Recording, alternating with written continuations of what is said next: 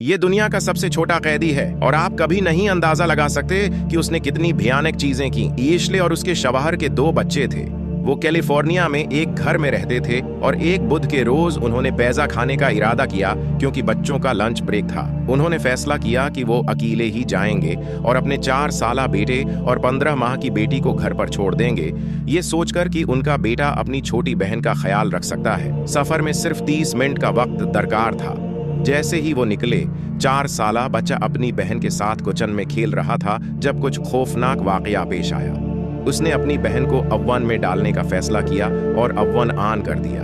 जब वालिदैन वापस आए, उन्होंने घर में दाखिल होते ही जलने की बो महसूस की, लेकिन वो ज्यादा फिक्रमंद न हुए क्योंकि उन्होंने पिज़्ज़ा खरीदा था।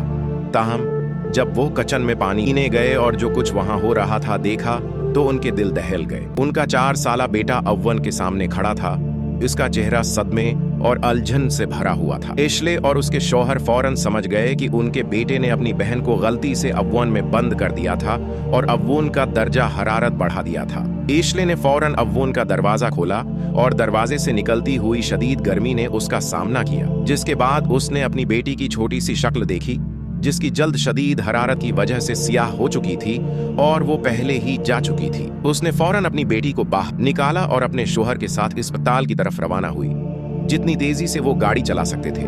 रास्ते में एशले और उसके शोहर के दिल उनके हलकों में थे। वो मुसलसल दुआ कर रहे थे कि उनकी बेटी बच जाए। ताहम उनकी दुनिया तब टूट गई जब डॉक्टरों ने बताया कि बच्ची अपने शदीद जख्मों की वजह से बच न सकी। ये वाकया एशले के खानदान को गहरे गम में मुब्तला कर गया।